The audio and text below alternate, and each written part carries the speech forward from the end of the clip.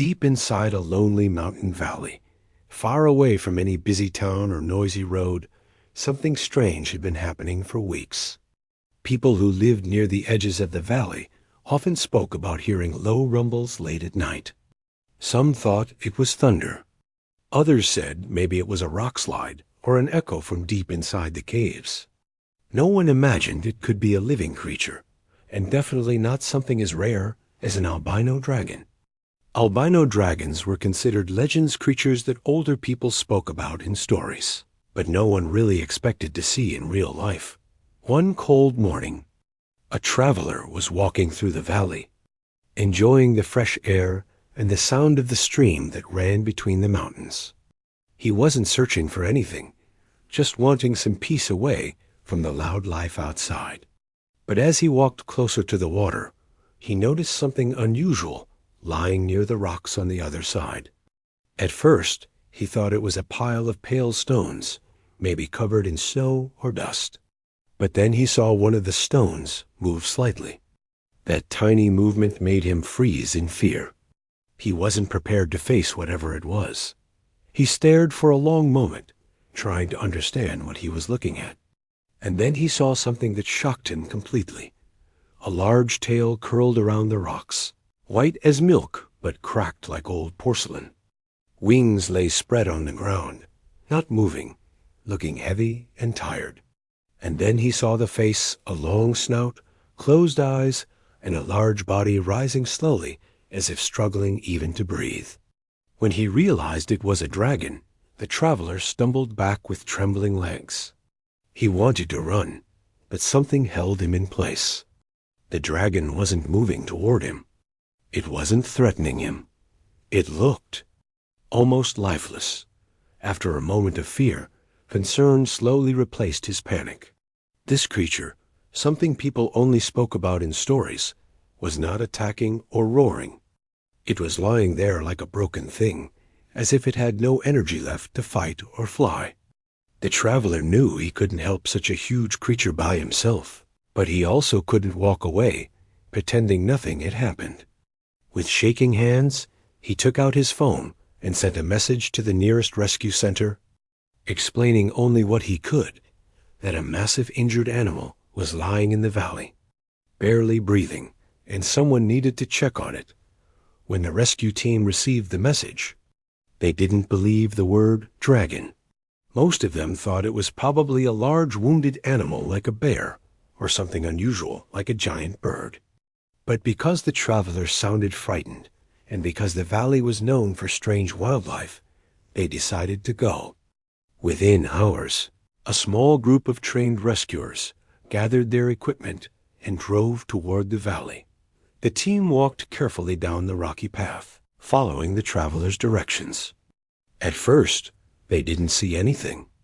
The valley looked empty and peaceful, with only the sound of running water. But then one of them pointed ahead with wide eyes. There it was. The injured albino dragon lay near the stream. Its huge body stretched out as if it had collapsed while trying to drink water. Its scales, normally bright and reflective, were dull and cracked, covered with dirt and old scars. Its wings were folded awkwardly, and its breathing was so slow that it scared the rescuers. The dragon's body looked fragile despite its size, like a creature that had suffered for a long time. For a moment, no one spoke. The team couldn't believe what they were seeing. Stories about dragons always told of powerful, dangerous creatures, capable of burning forests or shaking the sky. But the creature lying before them looked nothing like those tales. It wasn't fierce. It wasn't roaring. It looked tired, so tired that it seemed ready to give up. The dragon opened its eyes for a brief second, but the movement was weak, almost like a last effort. Its eyes were a soft, pale color, reflecting no aggression, only exhaustion. It didn't even react when the team stepped closer. It simply stared at them for a moment, then let its eyes close again, as if accepting whatever fate was coming. One of the rescuers whispered that the creature might not survive much longer. They had helped injured animals before, but nothing of this size or condition. The entire situation felt unreal. No one wanted to make any sudden moves that could scare it or worsen its condition. So they stood at a distance, observing, trying to understand what had happened to the old dragon Dot. It wasn't just physically hurt. There was something else, something deeper. The way it lay motionless, the way it didn't even try to defend itself, told a silent story of a creature that had stopped fighting long before it collapsed in the valley. It looked like it had accepted its end, choosing this quiet place near the water as its final resting spot. As the team discussed what to do next, the wind gently moved the grass around them. Everything felt strangely peaceful, as if the valley itself was holding its breath. Even the birds stayed silent, watching from the trees. The rescuers understood that they couldn't leave the dragon like this. But they also knew they had no idea how to help such a massive and rare creature. One thing was clear. If they didn't act soon, the dragon would die. They carefully approached a little closer, trying not to startle it. But the dragon didn't react at all. Its breathing sounded shallow and uneven, and its wings twitched weakly, as if trying to lift but failing every time. The sight created a heavy feeling in the rescuers' hearts. They could see that the dragon had lived a long, hard life. The scars on its body told stories of past struggles, battles for survival, escapes from danger, years of wandering alone. One rescuer checked the ground around it. He noticed dried blood, but not fresh. It meant the dragon had been wounded for a long time, maybe days or even weeks, and had kept moving despite the pain until it finally couldn't go any farther. That alone showed how strong it must have been before weakness took over. The team leader made a call to request medical assistance. They needed someone who could think calmly, someone who wouldn't panic at the sight of a mythical creature. They needed a medic who could look at the dragon not as a legend or a threat, but as a patient who deserved a chance, just like any other living being. While they waited, the rescuers stayed around the dragon, creating a protective space so no curious locals would come too close and accidentally cause trouble. They didn't touch it, but their presence created a sense of quiet, guardianship. Minutes felt like hours as they watched the dragon struggle with every breath. Its tail occasionally twitched, not with strength, but with weak, involuntary movement. Its chest rose slowly and fell heavily, each breath sounding like it took all the effort left in its body. The rescuers felt helpless, but they refused to give up. Even if they didn't know how to heal it, they could at least keep it safe until help arrived. And at that moment, even though the dragon didn't know it, help was already on the way, someone who would change everything for it. Someone who would see more than a broken creature. Someone who would bring hope back into its fading eyes. The old albino dragon lay there, believing its life had reached its end. But destiny had something else planned. And the moment the medic stepped into the valley, the story of the dragon's final day quietly began turning into the story of its second chance at life. When the medic arrived at the valley, the sun was already beginning to lower behind the tall mountains. The walk down the rocky path was not easy, but she moved quickly, guided by the rescuers who had come earlier. She had heard many strange stories while driving there about an unknown creature, huge in size, barely alive. She didn't believe everything, of course. People often exaggerate when they're scared or excited. But something about the urgency in the call made her pack more supplies than usual. She carried a heavy medical bag on her back, filled with everything she might need: bandages, disinfectant, stitching tools, breathing equipment, and different medicines. She had treated many wounded animals in the past, but nothing had prepared her for what she was about to see. As she stepped closer to the valley floor, the air felt different, quieter, heavier. The rescuers who were waiting for her looked tense but relieved when they saw her coming. They led her forward without wasting time, their eyes filled with concern. When she finally saw the dragon, she stopped walking for a moment, not out of fear, but out of shock. The creature lying on the ground was far larger than she expected. Its white scales looked faded and cracked, like old marble. Its wings were folded in a broken-looking way, and its long neck rested against the rocks, as if it barely had the strength to lift its head. The medic had grown up hearing stories about dragons, but she had never imagined she would see one with her own eyes, especially in such a hopeless condition.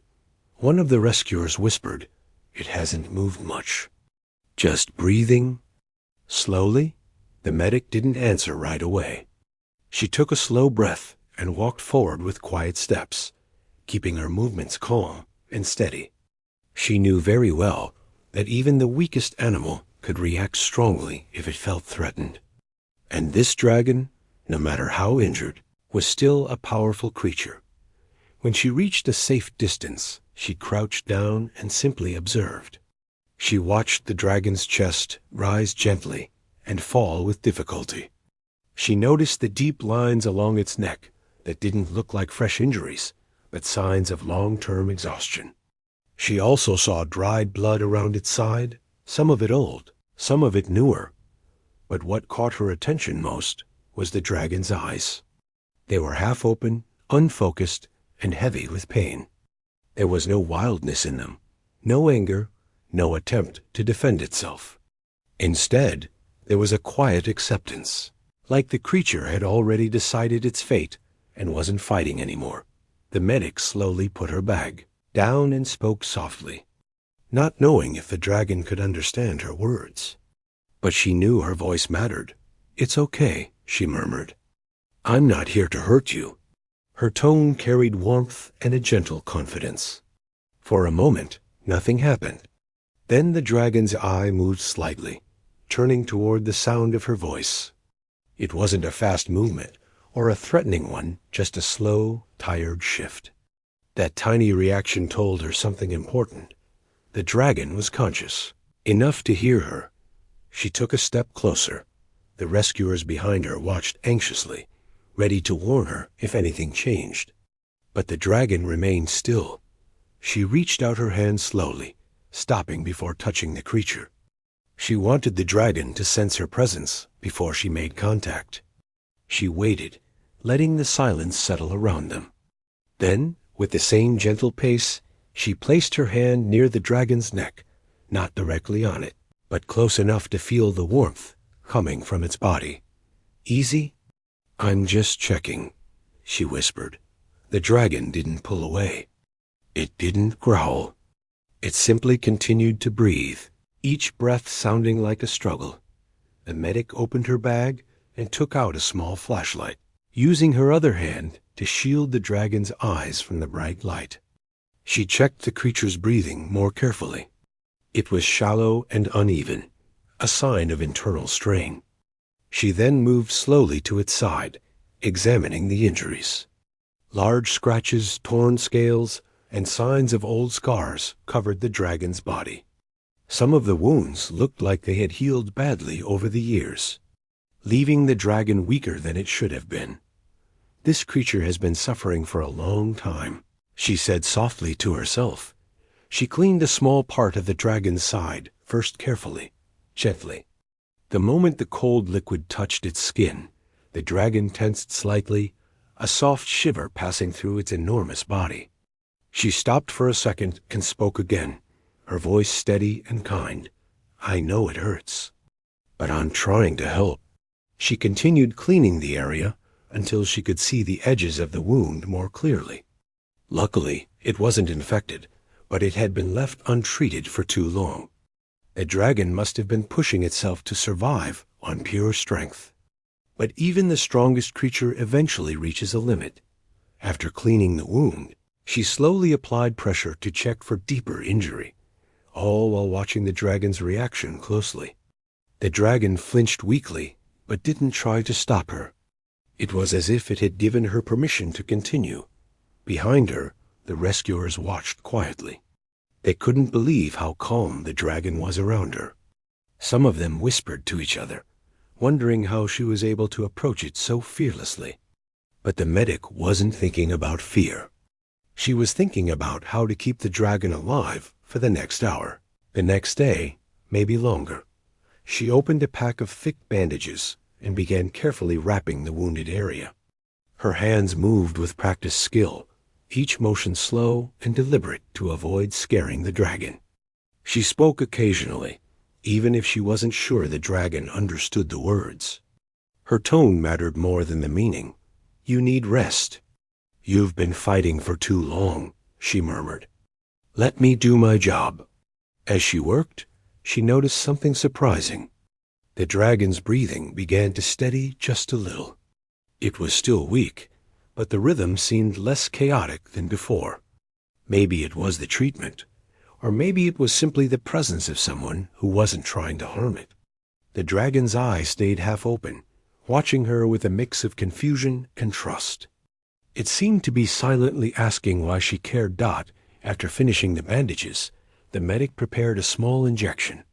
It was a mild pain reliever mixed with something to help stabilize its breathing. She approached carefully, showing the needle first so the dragon wouldn't be startled. She didn't know if it understood what she was doing, but she explained anyway. "This will help you rest. I promise." When she gently gave the injection, the dragon flinched again, but didn't pull away. Its body trembled slightly and slowly relaxed. The medication began working within minutes, softening the tension in its muscles. As the dragon rested, the medic sat beside it, not too close, but close enough to observe. She watched its chest rise and fall in a more stable rhythm than before. The dragon was still dangerously weak, but for the first time, it wasn't slipping deeper into despair. One of the rescuers stepped forward and whispered, "Do you think it will survive?" The medic looked at the dragon's peaceful, tired eyes and replied honestly, "I don't know. But I do know it's not fighting this alone anymore." There was something in her voice firm, committed, hopeful. She wasn't promising miracles, but she wasn't giving up either. The dragon, hearing her soft reply, let out a slow, deep exhale. It wasn't a roar or a cry. It was something closer to a sigh, as if it understood that someone was finally helping. Someone who wasn't afraid of it. Someone who didn't see a monster, but a suffering creature in need of care. That moment, quiet, almost invisible, was the beginning of trust. A tiny spark, barely noticeable, but strong enough to matter. And although the dragon still believed its life might be ending, the medic had already decided that she wasn't going to let it slip away easily. Not while she still had strength in her hands, and not while the dragon still had a heartbeat left to fight for. It was the first small step in a long journey neither of them expected. A journey that would slowly turn fear into trust and exhaustion into hope. The medic returned to the valley early the next morning, long before the sun had fully risen. She had barely slept through the night because the dragon's condition kept repeating in her mind. Even while resting, she kept wondering whether the creature was able to survive the long, cold hours without her care. She feared waking up to the news that it had stopped breathing in the middle of the night. But she also held on to a small hope, just enough to push her back to the valley at sunrise. As she walked down the familiar rocky path, she noticed the silence once again. The valley had a strange stillness around it, the kind that made even small sounds echo.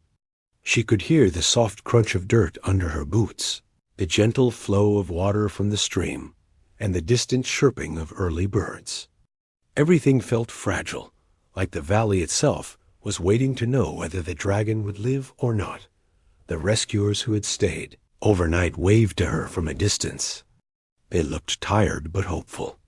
One of them stepped forward and spoke quietly. It didn't move much, but it's still alive. Relief washed over her, but she didn't show it outwardly. Instead, she walked straight toward the dragon, preparing her thoughts and planning what needed to be done. The dragon lay in the same position as before, but something felt slightly different. Its breathing seemed a little more stable than yesterday. Not strong, but not as chaotic as before. When she approached, the dragon slowly opened its eyes. The movement was slow and heavy, but it was a response. That alone gave her more courage than anything else. She crouched beside it carefully, speaking in a soft tone that she hoped the creature recognized by now. "I'm back. We have more work to do today." The dragon blinked once. She wasn't sure if it understood her words, but there was something in its eyes that felt like acknowledgement. Not trust, not yet, but a small acceptance that she was someone who didn't mean harm. She set her medical bag down and began her examination. Her hands moved gently along the dragon's side, checking the bandages she had placed yesterday. Some of them were slightly loose, probably from the dragon shifting its weight during the night. She fixed them with careful movements, making sure not to cause discomfort. Then she looked at the dragon's chest. Although its breaths were still slow and shallow, she could see a bit more strength in each rise and fall. It wasn't fighting for every breath like before. It was a small improvement, but she treated it as a victory. "You made it through the night," she whispered, her voice mixed with relief and determination. "That means you're still fighting." The dragon let out a faint rumbling sound, so soft it could have been mistaken for the wind moving through rocks. But she knew it wasn't the wind. It was the dragon trying to respond, using whatever little energy it had. She cleaned the wounds again, this time more thoroughly. The dragon winced once or twice, but it didn't pull away. It had learned that her touch brought relief, not pain. Each time she pressed a soft cloth against its skin, the dragon's body twitched gently, but it remained calm. One of the rescuers approached and handed her warm water. She needed it to clean the dragon's scales and help remove the dried blood that had hardened overnight. As she worked, she noticed how the dragon's muscles trembled slightly under her touch. It was still in pain, but the trembling wasn't as violent as yesterday. She took her time, letting the dragon rest whenever she saw its breathing. Speed up the medic, and prepared a small mixture of nutrients, a liquid solution that could help give the dragon some energy. It wouldn't heal it instantly, but it could help its body fight back. She lifted the dragon's head gently, supporting its jaw with both hands. "I need you to drink a little," she said in a warm voice. The dragon hesitated, too tired to move at first. But then it opened its mouth slightly. She poured the liquid slowly, making sure the dragon didn't choke. It swallowed weakly, but it swallowed. When it finished, its eyes closed again, as if the effort had drained whatever energy it had gained. But to the medic, that small effort was a sign of life fighting to return. The sun slowly climbed higher in the sky as hours passed. The team brought more supplies, blankets, and equipment. The medic stayed beside the dragon the entire time, checking its breathing, its heartbeat, and its responses. She spoke to it often, even when she wasn't sure if the dragon could truly understand. Her words were simple, steady, and full of quiet encouragement. "You're doing well," she murmured. "You're safe here. You're stronger than you think." The dragon reacted in small ways, an occasional blink, a tiny shift in its wing, a low breath that sounded like a sigh. These moments were invisible to most people, but the medic understood them. She worked closely with animals, and she knew the difference between fear, pain, and trust. The dragon was slowly moving from fear and exhaustion toward something better, something fragile but real. Hope. As the day continued, the medic noticed something important. The dragon's eyes no longer looked empty. They still looked tired, terribly tired, but not in the same way as before. Yesterday, the dragon's eyes had held a quiet acceptance of death, as if it had already decided there was nothing left for it to fight for. But today, the eyes carried a soft spark, a faint light that wasn't there before. It wasn't strength. It wasn't energy. It was something deeper, curiosity perhaps, or quiet trust toward the human who refused to leave its side. Later in the afternoon, the dragon tried to lift its head again. It didn't raise it very far, but the effort itself showed progress. The medic placed her hand gently under its jaw to support it. She smiled faintly, feeling a mixture of relief and pride. "There you go," she whispered. "You're getting better." The dragon held its head up for a moment, looking around the valley as if trying to understand where it was. It had likely been wandering for days before collapsing. Now, for the first time, it could take in its surroundings with a clearer mind. The rescuers watched in amazement. They had never seen anything like this. A massive mythical creature responding calmly to human touch, relying on the medic as if she were its only lifeline. One of the rescuers approached and said, "I don't know how you're doing this." Any other animal would have panicked. The medic smiled slightly and replied, "It's not panic when something is too tired to be afraid. But now that it's getting a bit stronger, trust matters even more." She gently lowered the dragon's head back onto the soft blanket they had placed under it. The dragon's eyes closed, not in weakness this time, but in rest. A peaceful rest. The medic sat beside it, her back leaning against a rock. She sighed softly, her muscles aching from hours of bending and working. But despite her exhaustion, she refused to leave. She watched the dragon closely, ready to act if anything changed. For the first time since she arrived, she allowed herself to speak honestly, even though the dragon couldn't answer. "You don't know me," she whispered softly. "But I'm here, and I'm not leaving until you're safe." Her voice was steady, but her eyes softened. She wasn't helping because it was her job. She was helping because something about this lonely, wounded creature touched her heart deeper than she expected. Maybe it was the way the dragon had quietly accepted her presence, or the way it tried to respond even in its weakest state. The dragon exhaled deeply, a long breath that almost sounded like relief. The medic watched it, understanding that healing wouldn't happen in a day. It might take weeks. But for now, the dragon wasn't alone. And that made all the difference. As the sun began to set again, casting golden light across the valley, the medic knew one thing clearly. The dragon had chosen to live another day. And she had chosen to fight for that life with it. This wasn't just treatment anymore. It was a battle against time, a battle she was determined not to lose. The fourth day in the valley began with a light breeze that carried the cool scent of morning dew. The mountains were still wrapped in a soft mist, and the sound of running water echoed gently through the quiet air. The medic had grown familiar with this peaceful silence. It had become a part of her routine, arriving early, checking on the dragon, and spending the rest of the day helping it heal little by little. She stepped down the rocky slope carefully, holding a new set of supplies she had brought from the center. Pain relievers, clean bandages, warm blankets, and a few nutrient mixes. She wasn't sure how long the dragon's recovery would take, but she came prepared every single day. As she reached the valley floor, she saw exactly what she hoped for. The dragon was still breathing steadily. It was lying in a more relaxed position today, its tail slightly curved instead of straight and stiff. A good sign. When it sensed her footsteps approach, its eyes opened slowly. They still looked tired, but not defeated. "Good morning," she said softly as she crouched down beside it. The dragon blinked once, a slow and deliberate movement. It wasn't much, but it was enough to warm her heart. She sat beside it for a moment before beginning the day's work.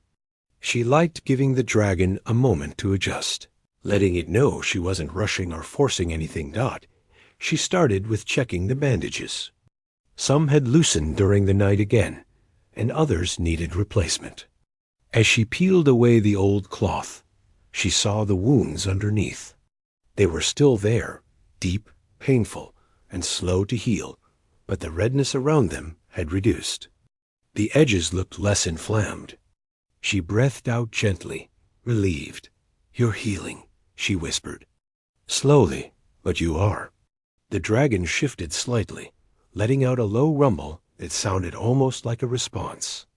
She cleaned the wounds carefully, talking to it in a calm tone the whole time. She did it not because the dragon could understand the words, but because the sound of a kind voice made the process easier. The rescuers had set up a small, temporary base nearby, a tent with basic tools, water containers, and communication devices. One of them approached with a warm bucket of water, dipping fresh cloth inside before handing it to her. "How is it doing today?" he asked quietly. "A little better," she replied. "Its breathing is more stable, and it's showing more awareness." The rescuer nodded. "It's amazing how it reacts to you. Anyone else walks close, and it gets tense." She smiled faintly. "Maybe it understands I want to help." Once she cleaned the wounds, she gently applied new bandages. She took her time, placing them with soft hands so the dragon wouldn't feel overwhelmed. Each time she made contact, the dragon's muscles twitched lightly, but it didn't pull away. The trust between them was growing, slow but steady. After she finished with the bandages, she prepared another nutrient mix. This one was slightly stronger, meant to give the dragon more energy. She sat beside its head, letting it smell the mixture first. The dragon's nostrils widened very slightly as it recognized the scent. "Ready?" she asked, lowering the small container to its mouth. The dragon lifted its head, not fully, but enough to make her pause in surprise. 3 days ago, it couldn't even move without help. Now it was lifting its head on its own. She placed her hand under its jaw for support and carefully poured the mixture. The dragon swallowed slowly. It wasn't easy, and its breathing shook a little from the effort, but it managed. She gently wiped the side of its mouth with a soft cloth afterward. "Good job," she murmured, pride filling her voice. The dragon lay back down, its eyes half closing as if savoring the warmth spreading through its body from the nutrients. The medic spent the next hour massaging the stiff muscles along its neck and shoulders. She used soft, circular motions to help relieve the tension built over days of pain and exhaustion. The dragon responded with slow, steady breaths, the kind that sounded almost like comfort. She had treated many injured animals in her career, but she had never seen one react with this much silent understanding. Around noon, clouds drifted overhead, casting cool shadows across the valley. The dragon shifted its wings slightly, and the medic paused, watching carefully. This was new. It hadn't tried to move its wings since the day it collapsed. She moved closer, speaking gently. "Easy. Don't push yourself." The dragon tried again, a slow, weak movement as it stretched the wing closest to her. The bones were fragile, the membrane cracked from old injuries. She didn't want it to strain too much, but she also knew this was an important step. She placed her hand on the wing, feeling the cool texture of its scales. "Let me help." Using both hands, she slowly guided the wing into a more open position, just enough to ease the stiffness. The dragon let out a low sound, something between a sigh and a soft breath. She could feel how much the movement hurt, but she also sensed how necessary it was. After stretching the wings gently, she wrapped a warm blanket around the dragon's side to keep its muscles from tightening again. The dragon's breathing steadied even more after that, and its eyes remained open, watching her quietly. She sat beside it for a long moment, simply resting. The valley breeze brushed gently against her hair, and the dragon's warm breath made the air around her feel alive. She didn't realize how much she had changed in these 4 days. What began as a rescue mission now felt like something deeply personal. She had formed a bond with this creature, a bond she hadn't expected at all. In the afternoon, the dragon surprised everyone again. It lifted its head slightly and turned it toward the stream. The medic followed its gaze and immediately understood. It wanted water. "You're thirsty," she said softly. She gathered a few rescuers, and together they filled a large container from the stream. They brought it close, placing it near the dragon's mouth. The dragon hesitated, then leaned forward slightly, taking small sips from the container. The sound of water touching its tongue felt like a miracle, simple but powerful. The rescuers watched in awe. One of them whispered, "This creature should have given up long ago. But it's trying." The medic looked at the dragon with a gentle smile. "It's trying because it has a reason now." The dragon continued drinking slowly until it had enough. Then it rested its head against the blanket again. Its breathing was calmer, its eyes clearer. It still wasn't strong, but its spirit was beginning to rise as the sky began to turn orange. The medic sat beside the dragon and talked softly. She told it about the places she had traveled, the animals she had treated, the nights she stayed awake, worrying about a patient. The dragon didn't understand the stories, but it understood the tone, the warmth, the sincerity. The dragon's tail moved slightly, not in fear, not in pain, but in a subtle expression of contentment. It was the greatest sign she had seen all day. Evening arrived slowly, painting the valley in golden and pink hues. The medic looked at the dragon, her eyes filled with quiet determination. She knew they still had a long way to go. Recovery wouldn't be quick. But the dragon was no longer fading away. Its body was healing, and its spirit was waking up again. The medic reached out and rested her hand gently on its neck. The dragon closed its eyes with a slow blink, not in weakness, but in calm trust. "You're not alone anymore," she whispered, "and I won't let you fall again." The valley remained silent around them, as if holding its breath in agreement. The healing had truly begun. The morning the dragon finally stood on its feet again felt different from all the other mornings in the valley. The sky was brighter, the air was warmer, and even the trees seemed to sway more gently, as if nature already knew something important was about to happen. The medic arrived early that day, just like she had for many days before, carrying a small bag of supplies and a quiet hope in her heart. She had seen slow progress, small improvements, tiny signs that the dragon wanted to live again. But she had never seen it stand until now. When she stepped into the clearing, she stopped walking for a moment. The old albino dragon was already awake. It was not lying down like it usually did. Instead, it was rising slowly, using its wings for balance, while its legs trembled under its weight. The dragon let out a low, shaky breath, one that sounded unsure but determined. It looked like someone learning to walk again after months of weakness. The medic watched quietly, making sure not to disturb the moment. She could feel her heartbeat speeding up with a mix of excitement and nervousness. She didn't want to rush forward and scare it. She didn't want to break its focus either. So she simply stood there with a soft smile, letting the dragon take its time. The dragon finally lifted its head, and when it noticed her standing near the trees, its dull golden eyes brightened. There was something warm in that gaze, something like recognition, maybe even gratitude. Slowly, carefully, the dragon took a step toward her, then another.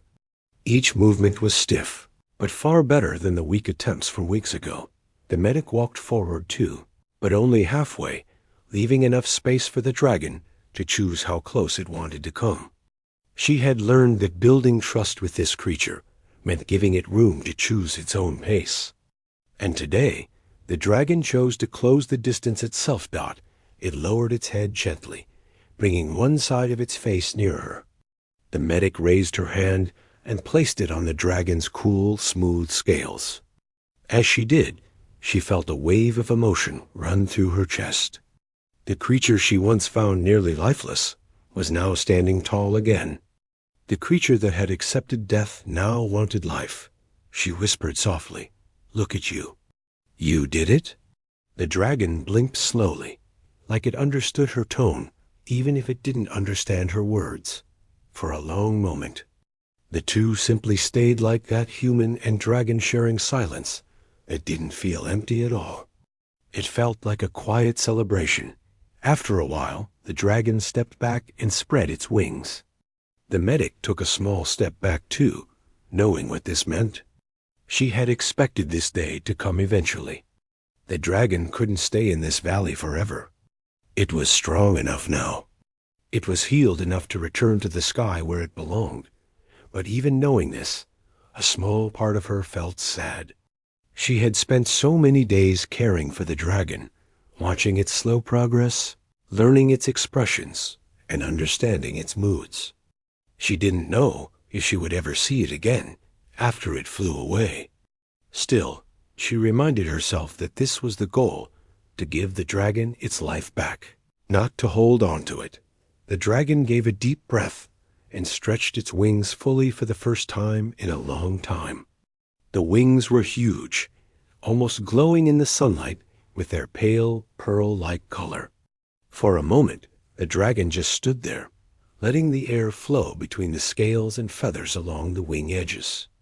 It seemed to check its own strength, testing if the muscles were ready for flight again.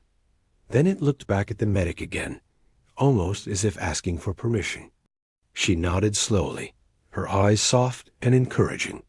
"You can go," she whispered. "You're ready." The dragon bent its legs, preparing to leap. But instead of taking off right away, it lowered its head again, much deeper this time. Its forehead almost touched the ground, a gesture that looked respectful, thankful, maybe even emotional. The medic felt her throat tighten as she realized this was the dragon's way of saying goodbye. She gently touched the top of its head, feeling the quiet rumble beneath its skin. "Take care of yourself," she murmured. A moment later, the dragon pushed off the ground with a powerful motion. Dust and leaves burst upward as its wings swept once, twice, lifting its massive body into the air. The medic stepped back, shielding her eyes from the wind created by the wings. The dragon rose higher and higher, each beat of its wings stronger than the last dot.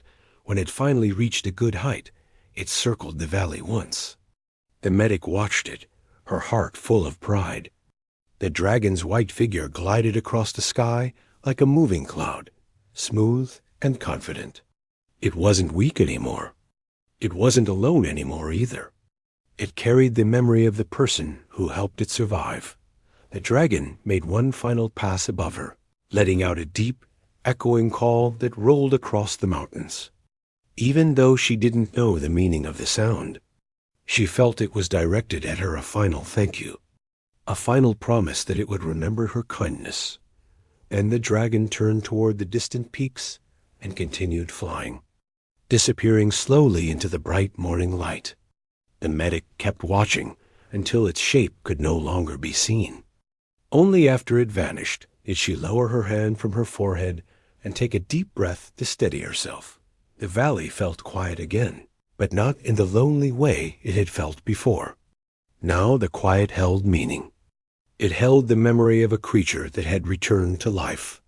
It held the story of what compassion and patience can do, even for a being the world believed was fearsome or dangerous.